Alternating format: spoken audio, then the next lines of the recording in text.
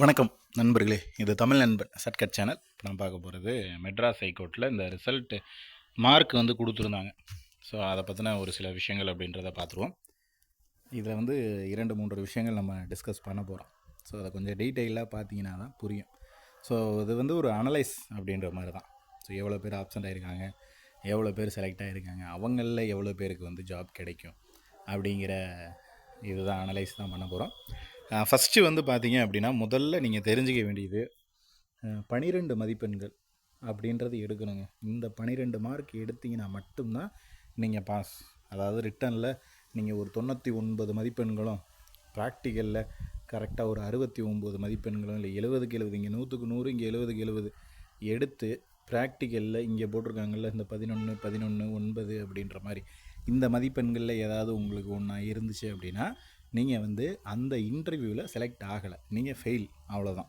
இதில் வந்துட்டு எந்த ஒரு இதுவும் கிடையாது. அதாவது மொத்த மார்க் ஒரு வேளை 11 எடுத்ததுனால மொத்த மார்க்கை கால்குலேஷன் பண்ணி நாங்கள் அங்கே ரிட்டனில் அதிக மார்க் எடுத்திருக்கோம், அதனால் எங்களுக்கு வந்து வாய்ப்பு கிடைக்குமா அப்படின்னா வாய்ப்பு கிடைக்காது. எல்லாத்தையும் அதாவது ஏபிசின்னு 3 இதாக வச்சுங்க. ஏங்கிறது ரிட்டன், இது வந்துட்டு ப்ராக்டிக்கல், இது சிங்கிறது வந்து இன்டர்வியூ.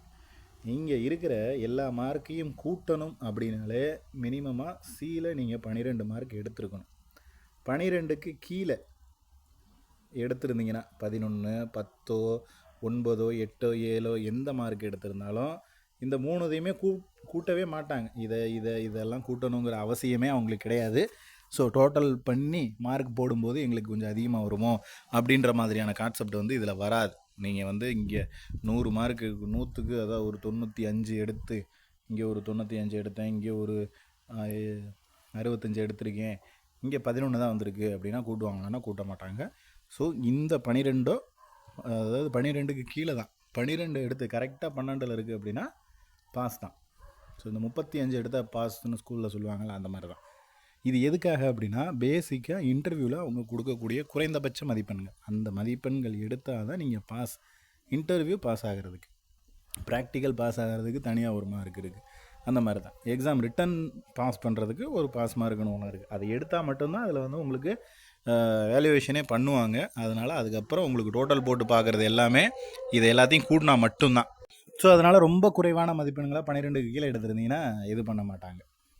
இது வந்து முதல் விஷயம். இதில் கிளாரிட்டியாக இதுக்கு மேலே என்ன சந்தேகம் வராது. எனக்கு 11 வந்திருக்கு, ஒரு வேளை இதில் எல்லா மார்க்கையும் டோட்டல் பண்ணும்போது எனக்கு ஹை மார்க் வரும், ஒரு வேளை கிடச்சிருமா அப்படின்னா சான்ஸ் இல்லை. உங்களை விட கம்மியான மார்க் எடுத்து 12 மார்க் இன்டர்வியூவில் வாங்கின நபர்களுக்கும் வேலை கிடைக்கிறதுக்கான வாய்ப்பு இருக்குது. அது ஒன்றுமே பண்ண முடியாது 12க்கு கீழே இருந்தீங்கன்னா மட்டும். ஓரளவுக்கு 12 அல்லது 12க்கு மேலேயே எடுத்துட்டீங்க அப்படின்னா உங்களுக்கு 50-50 சான்சஸ், 1:2 அந்த ரேஷியோவில் வந்துட்டு உங்களுக்கு சான்சஸ் இருக்குது. 50-50 அந்த பக்கமும் போகலாம், இந்த பக்கமும் போகலாம் அப்படின்ற மாதிரி. அது ஏன் அப்படின்னா ஒருவேளை கரெக்டாக 12, 13, 14, 15 இந்த மாதிரியான மார்க்கில் இருக்கீங்க அப்படின்னா ரிட்டனில் ஒரு 85க்கு மேலே 90க்கு மேலே இருந்தீங்கன்னா கண்டிப்பாக உங்களுக்கு கிடைக்க வாய்ப்பு இருக்குது. இல்லை நான் இங்கே 12 தான் எடுத்திருக்கேன், எக்ஸாம்லேயும் ஒரு 70-75 தான் எடுத்திருக்கேன் அப்படின்னா ரொம்ப ரொம்ப ரொம்ப லோ சான்ஸ். ஸோ அதனால் அது ரெண்டையும் போட்டு, அதாவது ரிட்டன் எக்ஸாமில் நல்ல மார்க் ஹை ஸ்கோர் பண்ணியிருந்தீங்க அப்படின்னா நீங்கள் வந்து இன்டர்வியூவில் கொஞ்சம் கம்மியாக ஆச்சுனாலும் பயப்பட தேவையில்லை. இல்லை நான் ரிட்டன்லேயும் கம்மியாக தான் இருக்கிறேன், இங்கேயும் கம்மியாக தான் இருக்கேன் அப்படின்னா சந்தேகம்தான். அதை தெரிஞ்சுங்க. 50-50 12க்கு மேலே எடுத்திருந்தீங்க அப்படின்னா. ஸோ அடுத்து வந்து இதில் மொத்தமாக உங்களுக்கு 161 பேஜ் கொடுத்துருக்காங்க. ஸோ 161 பேஜ் பார்த்தீங்க அப்படின்னா 7213 நபர்கள். இது வந்து 38 மாவட்டத்துக்கும் இருக்கக்கூடிய மார்க் லிஸ்ட்டு தான். ஸோ 38 டிஸ்ட்ரிக்டும் சேர்த்து எவ்வளோ பேர் இருக்காங்க அப்படின்னா 7213 நபர்கள் இருக்காங்க. இதில் இந்த மேலே பார்த்தீங்கன்னா ஆப்சண்ட்டு அப்படின்னு ஒரு சில நம்பருக்கு வந்து போட்டிருப்பாங்க. நீங்கள் அதை பார்த்தீங்கனாலே தெரியும். இந்த இங்கே ஒரு ஆப்ஷன்னு ஒன்று இருக்குது அப்படின்னா அவங்க வந்து இந்த இதுக்கு வரலை அப்படின்னு அர்த்தம். இங்கே ஒரு 11, 11, 11, 11, இங்கே 11, 11 இருக்குல்ல. ஸோ நமக்கு முதல்ல இந்த ரிசல்ட்டை பார்த்த உடனே தெரிய வேண்டியது இந்த மாதிரி எவ்வளோ பேர் இருப்பாங்க அப்படின்ற ஒரு சந்தேகம் அப்படிங்கிறது வரும். ஆல்மோஸ்ட் பார்த்தீங்கன்னா 1842 பேர். ஸோ அப்ராக்சிமேட்டாக உங்களுக்கு ஒரு 1800 அல்லது 1850ன்னு வச்சாலும் சரி, ஸோ 1800 நபர்கள் அப்படிங்கிறதுல வந்து அப்ராக்சிமேட்டாக இங்கே வந்துட்டு ஆப்சண்ட்டு ப்ளஸ் ஃபெயில் ரெண்டையுமே சேர்த்து சொல்கிறேன் நான். ரெண்டையுமே சேர்த்து ஒரு 1800 நபர்கள் அப்படிங்கிறது குறைஞ்சிட்றாங்க. 7200லேருந்து 1800 போச்சுன்னா 5400. ஸோ இந்த 5400 நபர்கள் மட்டும்தான் உங்களுக்கு இப்போ, அதாவது அவங்க தான் ப்ராக்டிக்கலில் பாஸ் ஆகிருக்காங்க, அவங்க கூட தான் நீங்கள் காம்படிட் பண்ண போகிறீங்க. ஸோ இந்த 5400 பேரில் இருந்து தான் அவங்க கொடுத்துருக்கிற வேக்கன்சிக்கு ஆள் எடுக்க போகிறாங்க. ஸோ இதில் வந்து பார்த்தீங்க அப்படின்னா மொத்தமாக நமக்கு இன்னொரு விஷயம் தெரிய வேண்டிய, அதாவது இப்போ கொடுத்துருக்கிற இந்த லிஸ்ட்டில் 8th லெவலில் எவ்வளோ பேருக்கு வந்து வேக்கன்சி, எவ்வளோ வேக்கண்ட் இருக்குது அப்படிங்கிற விஷயம் வந்து தெரியணும். 38 மாவட்டத்துக்கும் சேர்த்து நான் சொல்கிறது, இந்த 38 மாவட்டத்துக்கும் செலக்ட் ஆன இவங்க தான் 5400 பேர். அதாவது 1 2 3ன்னு இப்போ வேரியேஷன் ஒரு 5-10 வரலாம். ஏன்னா நான் 1842க்கு பதிலாக 1800ன்னு அப்ராக்சிமேட்டாக சொன்னேன். இந்த 2000, அதாவது 7213 அப்படிங்கிறதுக்கு பதிலாக 7200ன்னு வச்சுக்கிட்டேன். ஸோ இந்த மாதிரி 1-2 எண்ணிக்கையை கொஞ்சம் குறைச்சோ கூட்டியோ சொல்லிக்கிட்டு இருக்கேன். அதனால் இல்லை சார் நீங்கள் இவ்வளோ தான் வருது அப்படின்னு ரொம்ப புள்ளி விவரத்தோடு யாராவது கமெண்ட் பண்ணுவீங்க. ஸோ அவங்களுக்காக அதை சொல்லிக்கிறேன். ஒரு அப்ராக்சிமேட்டாக 1400 அப்படின்றது. சரி, 5400 பேர்கிட்ட தான் நீங்கள் வந்து போட்டி போட போகிறீங்க. எத்தனை வேக்கண்ட் அப்படின்னு பார்த்தீங்கன்னா 1835. ஸோ ஆல்மோஸ்ட் பார்த்தீங்க அப்படின்னா 1:3 இந்த ரேஷியோவில் வந்து இருக்குது இப்போ. அதாவது இன்டர்வியூ அட்டன் பண்ணி 1:3 வராது, 3க்கும் கொஞ்சம் கம்மியாக வரும். இந்த இன்டர்வியூவும் அட்டன் பண்ணி இன்டர்வியூவில் பாஸ் மார்க் வாங்கினவங்களே 2 நபர்கள் 3 நபர்கள் அப்படின்ற மாதிரி இருக்காங்க. அதாவது 2 வேக்கண்ட்டுக்கு 5 நபர்கள் உள்ளே இருக்காங்க. வேக்கன்சி 2 அப்படின்னா 5 நபர்கள் இருப்பாங்க. அந்த மாதிரி எண்ணிக்கையில் இங்கே வந்து இருக்காங்க. 5400 பேர், 1800 வேக்கண்ட். ஸோ இந்த ரேஞ்சில் வந்து இருக்குது. ஆல்மோஸ்ட் இதை வந்து பார்த்தீங்க அப்படின்னா உங்களுக்கு இந்த ரேஷியோவில் தான் இதில் இருக்கிற அந்த 5400 பேரில் இருந்து 1835 பேருக்கு வேலை கிடைக்க போகுது.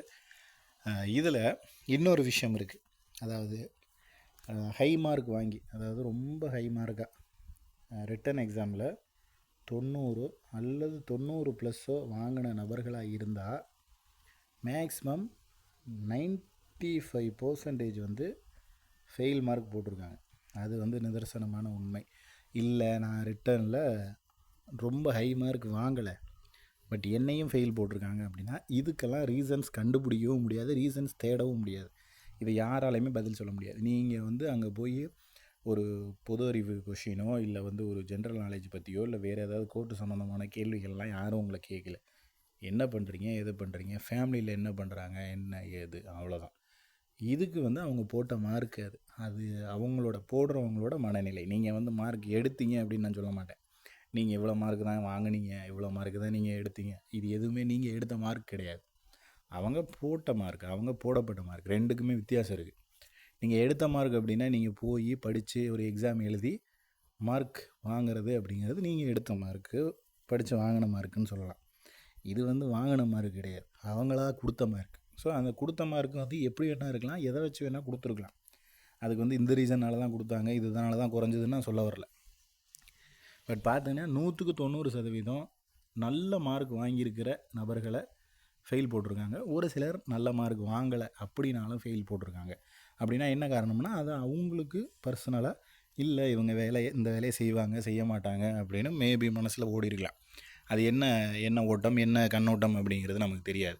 ஸோ அதனால் அந்த ரீசனால் அவங்க வந்து ரிஜெக்ட் பண்ணியிருக்கலாம். அதனால் போட்டு நீங்கள் என்ன ரிஜெக்ட் பண்ணிட்டாங்க, இதுதான் காரணமாக அதுதான் காரணமானு யோசிக்க தேவையில்லை. அவங்க போட்ட மார்க் அது கம்மியாகவும் இருந்திருக்கலாம், அதிகமாகவும் இருந்திருக்கலாம். ஏன் 11க்கு பதிலாக 12ன்னு கூட வந்திருந்துருக்கலாம். பட் வரலை, அவ்வளோதான், முடிஞ்சு போச்சு. அந்த 1800 பேருக்கு சொல்கிறேன். ஸோ இந்த மீதி இருக்கக்கூடிய 5400 அவங்களுக்கு தான் வந்துட்டு இப்போ அடுத்த கட்ட நகர்வு. இதில் பாசிபிலிட்டிஸ் அப்படின்றது யாருக்கு அதிகமாக இருக்குது அப்படின்னா நம்மளால் ஒரு யூகத்தின் அடிப்படையில் சொல்லவே முடியாது. என்ன ரீசன் அப்படின்னா இங்கே ஃபெயில் ஆனவங்கன்னு இருக்காங்கல்ல, ஒன்றும் இல்லை. எக்ஸாம்பிளாக பிசியில் பிஎஸ்டிஎம்னு ஒரு வேக்கண்ட் இருக்குன்னு வச்சுக்கோங்க. அந்த ஒரு வேக்கண்ட்டுக்கு அவங்க ஒரு 3 பேரோ 4 பேரோ கூப்பிட்ருக்காங்க. அந்த 4 பேரோ, சரி எக்ஸாம்பிளாக 3 பேர், ஏன்னா புரிகிற மாதிரி 3 பேரையுமே ஃபெயில் போட்டாங்கன்னு வச்சுக்கோங்க, என்ன ஆகும்? இங்கே அந்த வேக்கன்ட் சும்மா கிடக்கும். இல்லை மீதி 2 பேரையுமே ஃபெயில் போட்டாங்க, 3ல் 2 பேரை ஃபெயில் போட்டாங்க அப்படின்னா ஒரே ஒரு வேக்கண்ட் வந்து ஒரே ஒரு ஆள் மட்டும்தான் பாஸ் ஆகிருப்பார். அப்போது நீங்கள் பாஸ் ஆனாலே போதும் அப்படின்ற ஒரு கண்டிஷன் வந்து, ஏதாவது பிசியில் பிஎஸ்டிஎம்க்கு மட்டும் இது வர்றது கிடையாது, எந்த கம்யூனிட்டியில் யாருக்கு வேணாலும் வரலாம். எக்ஸாம்பிளாக சொன்னேன் இதை, ஓகேவா? அப்படி ஒரு கண்டிஷன் வரும். இன்னொரு விஷயம், இதே பிசியில் பிஎஸ்டிஎம்மில் 3 பேரை கூப்பிட்ருக்காங்க, 3 பேருமே பாஸ் மார்க் வாங்கியிருக்காங்க, 3 பேருமே ஹை மார்க் வாங்கியிருக்காங்க அப்படின்னா அந்த இடத்துல காம்படிஷன் ரொம்ப அதிகமாக போயிடும். ஸோ நம்மளால் கரெக்டாக அக்யூரேட்டாக இந்த வேக்கண்டுக்கு இந்த கம்யூனிட்டியில் இவ்வளோ பேர் தான் பாஸ் ஆகியிருக்காங்க அப்படிங்கிற எந்த டீட்டெயிலும் வரல. அதனால் நம்மளால் சொல்கிறது அப்படிங்கிறது சாத்தியமே இல்லாத விஷயம். இப்போ வரைக்கும் நீங்கள் 12 அல்லது 12க்கு மேலேயோ எடுத்த நபர்களாக இருந்தீங்க அப்படின்னா 50-50 வாய்ப்பு இருக்குங்க. உங்களுக்கு நீங்கள் ஒன்று வேலைக்கு போகலாம், இல்லை உங்கள் கூட காம்படிட்டர் ஒருத்தர் வேலைக்கு போகலாம், அவ்வளோதான். 2ல் 1. இதுக்கு முன்னாடி 10 பேர் 15 பேரோட போட்டி போட்டிருப்பீங்க, இப்போ 2ல் ஒருத்தருக்கு வேலை ஒருத்தருக்கு இல்லை, அந்த கான்செப்டில் வந்து நிற்கிது. ஸோ வெயிட் பண்ணி தான் பார்க்கணும் என்ன மாதிரியான நகர்வுகள் அடுத்து போகுது, என்ன மாதிரி வந்து ரிசல்ட் வரப்போகுது அப்படின்றத. மேக்ஸிமம் ஒரு 1 வீக் 10 டேஸில் ரிசல்ட் பப்ளிஷ் ஆகிடும். அதுக்கு மேலே டிலே பண்ணுறதுக்கு வாய்ப்புகள் இல்லை அப்படின்னு எதிர்பார்க்கலாம். இதில் வேறு ஏதாவது சந்தேகங்கள் இருந்துச்சு அப்படின்னாலும் கமெண்ட் பண்ணுங்கள். நம்ம அடுத்து ஏதாவது ஒரு டிஸ்ட்ரிக்ட்டுக்கு அதனுடைய டேட்டாஸ் இருந்துச்சு அப்படின்னா கண்டிப்பாக அதை பற்றி வீடியோஸ் அப்படின்றது போடுவோம். நெக்ஸ்ட் அதை வீடியோவில் பார்க்கலாம். தேங்க்யூ.